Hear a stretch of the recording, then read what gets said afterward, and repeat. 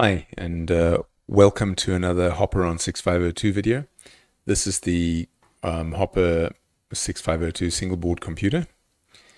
And on the Hopper 6502 single board computer, it's got an I2C interface here. These pins, it's just two of the GPIO pins and some power pins. And we use an I2C serial EEPROM to store the program that's the current Hopper program on the board is uploaded and stored into that serial EEPROM. And the bodge that I've got on it here splits this EEPROM into two, so that you've got some for storing your program and the other half, another 64K for file system.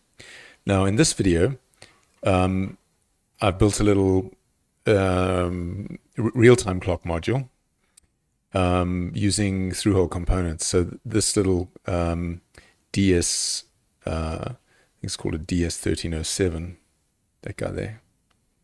You can barely see it. That's a little real-time clock, one of the simplest ones you can get. And these are the pinout for the I2C. I typically make the clock yellow and the data green, and the other two are obvious. And then I fed it through to the other end as well, so that we can also plug in an LED, I2C LED, so that we can look at the time eventually. All right, so let's plug it in and get going. Okay, I've plugged in my I2C bus here. So it's got the power, the clock, and the data. And let's go have a quick look at how this chip's wired up. What's the schematic for this? So here's a schematic, basic schematic for wiring up one of these DS1307s. And it's only got, in my case, only two external components. So I've got the 32 kilohertz crystal as an external component, and the coin cell battery backup. So when you take the power off, it doesn't forget the time. And this thing lasts for years. They also show some pull-up resistors for I2C, but I've already got those on the bus there on the main board. Let me show you. So on the main board, those two resistors there are I2C pull-up resistors. And then the only components here are the little 8-pin chip, which is the I2C real-time clock. I've got a decoupling capacitor across the power rails. This is the little 32 kilohertz crystal, 32.768 kilohertz. And this is a 3.5 volt coin battery that goes into pin 3 here, which is the backup power. Okay, so we're rigged up, good to go. Now let's go look at the software. Okay. So there'll be a gist in the description, a link to a gist snapshot of the source code of the sample, so that you can just implement it yourself or go through it at your leisure. The first thing I do is I initialize I2C. Next in this program, it's just a demo program, so I'm iterating through the possible I2C addresses, which is 8 to 120 decimal. And I'm looking for ones we expect to see and saying whether I found it or not, right? So like I said, built in on the board at hex 50 is the serial EEPROM where we upload the Hopper programs to. At hex 54 is the second half, because I've got my serial EEPROM is 128K serial EEPROM over here. And by bodging the address across the top like that, I've made it so that to the I2C bus, it looks like two 64K serial EEPROMs. So the first one is used to load the program into, and the second one is available for file system APIs. So you've got a file system on this little 6502 board.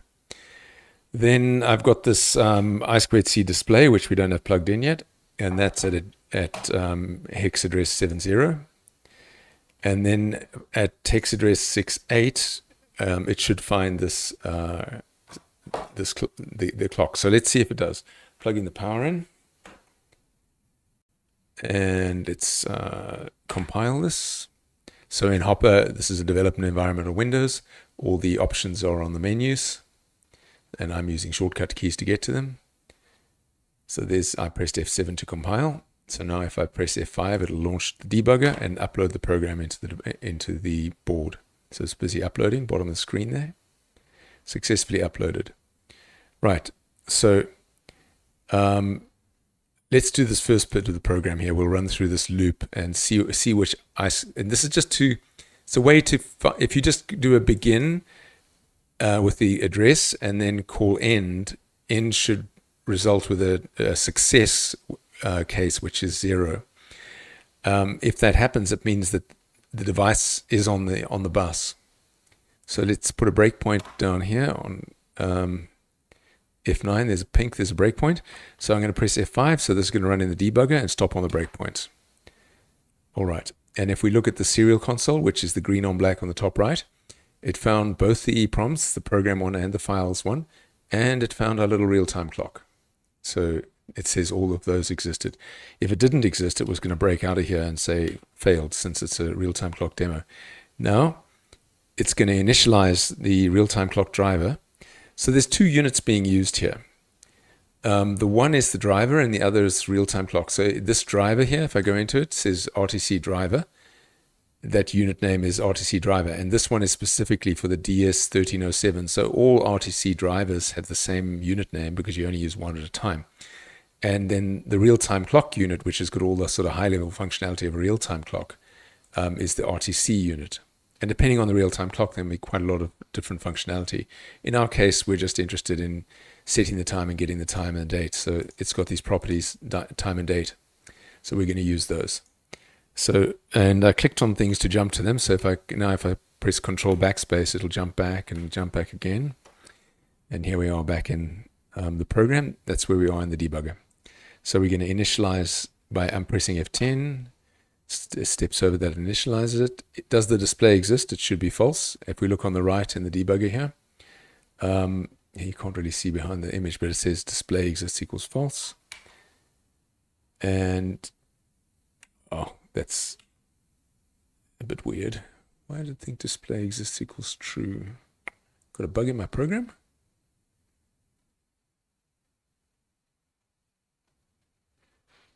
Very weird. Let me check that quickly.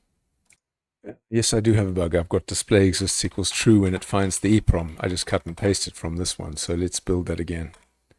So it shouldn't go into the display code now. It should only set display equals true. Display exists equals true when it finds it here. Okay, let's load that up. And let's run again. Let's go put a breakpoint.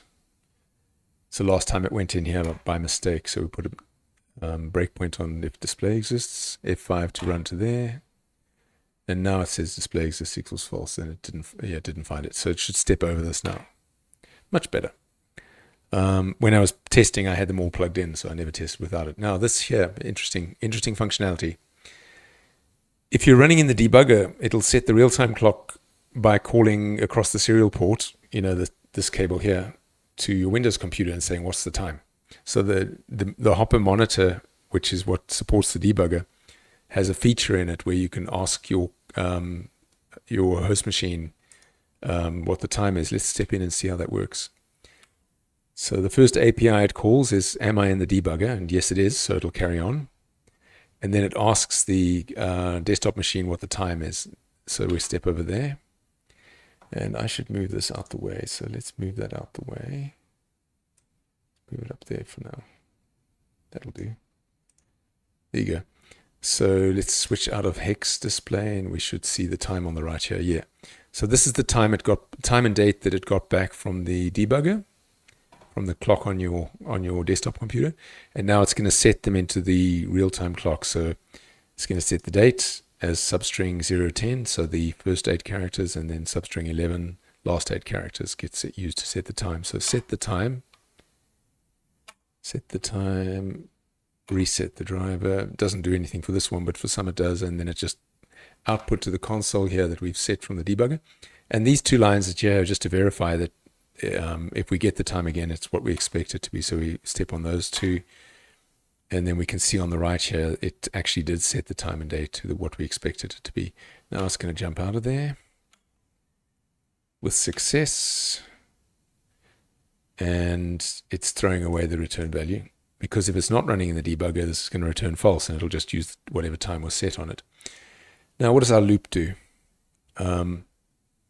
Guess the time. If the time's not what the last time we updated the display, which includes updating the serial console, if the time has changed, then we're going to update the display. And that's, it's actually going to be updating every second here, because every second the time changes. And then it gets the date just to output it to the serial console. And here's where it's going to output date plus a space plus time, output to the serial console. If the display exists, it'll update the LED display. And then for each loop, it's delaying 100 milliseconds. And I've got this counter counting 10. And what I'm doing here is for counts 0, 1, and 2, I'm going to light up this built-in blue LED here. So that's going to pulse, once per second, basically.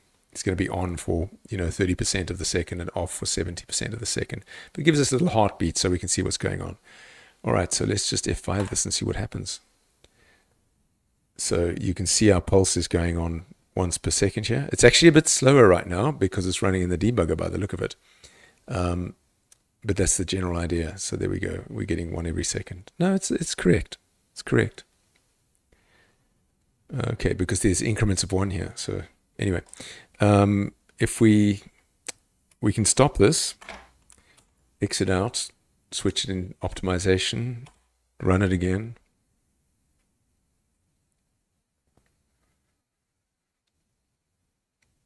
And now I can run it without the debugger, just from the console. So I can just control F5. So if you look up here, it's got, start without debugger, control F5. So we go control F5. So now it's not getting the time. It's uploading the file, and we'll get a message here to see if it got the time from the machine or not, set from the debugger. So it actually knows it's still connected to the, it knows it's still connected to the monitor here. So it got the time from there, and there it's updating it like that. Yeah. So one more way to test it, we can exit out of there, and if I'm now not in the debugger at all, but if I switch the power off, the red light's off, and then if I plug it back in again, power's back on, that light's flashing, which means it just loaded the program, the time program from this EEPROM and started running. And how can we tell what's going on? Well, we've got a terminal application in the Hopper console, and there we go. The time is still being written to the serial port. So a serial terminal application here. So if I hit reset here, what's going to happen? It found the two EEPROMs, it found the real-time clock, but it did not get the clock from the debugger because it's not connected to the debugger. It's just connected to a serial port. Right. But it's still got the right time. Okay. So let's do one more thing in this demo before we wrap it up. Let's connect our clock display. So I'm gonna unplug the power and exit the serial terminal, and then let's go plug this in. So I'm going to pause the video quickly while I do this so I can fiddle in front of the camera. Okay, I've plugged it all in, and I can see from the pinouts on the board like what they are, power and all that, and it's got two positive voltage things. The one makes it a lot brighter, and I just left that one disconnected here because it only needs the I2C power. So let's plug this in and see what happens. So we plug in our clock. There we go. Still got the time. Very bright, but there you go. 14:48, and the little light's still flashing. So that means our battery backup, this coin cell battery, is definitely working, keeping the time. And we can switch back to the terminal again, and we should see the time continue there. All right. So one more thing we can do with I2C on our 6502 single board computer. We can add a real-time clock with through-hole component chips, with through-hole component chips and components. Easy to build. I'm considering expanding this board, making another revision of it that includes a second serial port and one of these real-time clocks. And I'm open to ideas for other things to add to the board. I probably want to add header pins for the for the address bus, data bus, and control lines as well, so that you can do better diagnostics on this board in future. Right now, it only has header pins for the ports. But it is 10 centimeter, about 10 centimeter board. It would be nice to make it slightly bigger and put diagnostic header pins on, or just a bus, like the whole bus on a breakout. Very good. We have a clock, real-time clock on our 6502. Thank you for watching. And if you like the video, press like. If you want to see more of these, subscribe. Cheers.